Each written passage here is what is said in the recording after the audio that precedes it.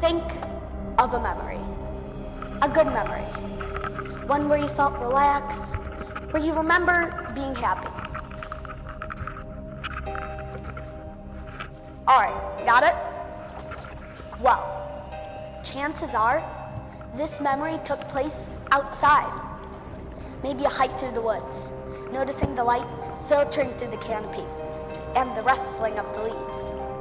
Or maybe sitting on the beach, listening to the waves crashing on the shore and the seagulls cawing overhead. I believe that the world would change for the better if people spent more time outside in nature. There are many scientific benefits of being in nature.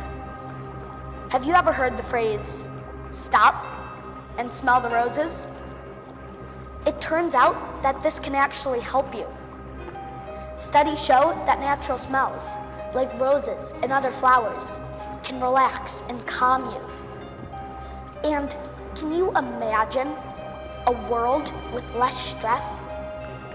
A place where people have more patience and better tempers. A place with less grumpiness and less yelling. This world could be a reality if people just spent more time outside in nature. The Mayo Clinic says stress can create headaches, sleep problems, angry outbursts, even diabetes, heart disease, high blood pressure, and obesity.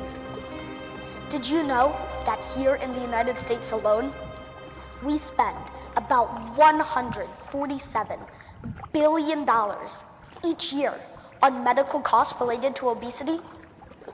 These problems could be helped if we just took a little time for nature. Being in nature can also boost our immune system. When we take a breath of fresh air, we breathe in fungicides, antibacterial chemicals that plants give off into the air. Fungicides make our bodies increase the activity and amount of white blood cells. These white blood cells help fight off disease. Nature has even more benefits. Another study shows that physical exercise and tedious tasks may be easier in green surroundings. As Pedro Calderón de la Barca once said, green is the prime color of the world, and that from which its loveliness arises. This could be true. In one study, cyclists had the chance to pedal a stationary bike in front of a green wall, a red wall, and a blue wall. They reported that the workout felt easiest while biking in front of green. In another study, children performed a boring task on top of a building rooftop with only a 40-second break. During this break, one group got to stare at a bare, concrete roof, while the others looked at a rooftop garden. The ones who looked at the rooftop garden performed better when they returned to their task. To take advantage of this, schools are putting potted plants in their classrooms to give their students an extra concentration boost. I also believe that if we spent more time outside in nature, the concept of conservation will seem less abstract. I mean, how can we really want to protect something if we don't know much about it? This past summer, I got the chance of a lifetime. I took a trip with my family to Yellowstone, the world's first national park. There, I saw the true beauty of nature. I watched bison herds saunter past our car and cause a bison jam. I snapped pictures of bears and elk sitting nearby. I enjoyed sunsets over a canyon. I experienced miracles of nature in geysers and colorful hot springs. It was beautiful, and I loved it. Seeing all this made me want to protect nature, to preserve it. The reality is, though, a large percent of the world's population nowadays lives in an urban community, and that ratio's growing even bigger. This makes it hard to find a place to take a stroll through nature. But that's where urban planning comes in. All around the world, from Singapore to Lebanon to Australia to France, architects are building green buildings. Buildings covered in plants and trees. They're also creating parks and playgrounds. So maybe you don't need to take a faraway trip to experience nature and its benefits. I live in New York City. You know, skyscrapers, busy streets, the absolute opposite of what you'd think for green space. But did you know that even here, in this very urban city, there are so many opportunities to get outside into nature? You can get lost in Central Park. It's huge. My family likes to go there for bird watching and scrambling boulders. You can stroll the High Line, visit the New York Botanical Garden, ferry to Governor's Island, even take a lunch break at Bryant Park, right in the center of the city. As John Lubbock once said, to lie sometimes, on the grass, under trees, on a summer's day, listening to the murmur of the water, or watching clouds roll across the sky, is by no means a waste of time. I'll take it even further than Mr. Lubbock. Not only is being outside not a waste of time, it is also beneficial for you, for your stress, for your health, for the environment, for society. So, can I leave you with this challenge?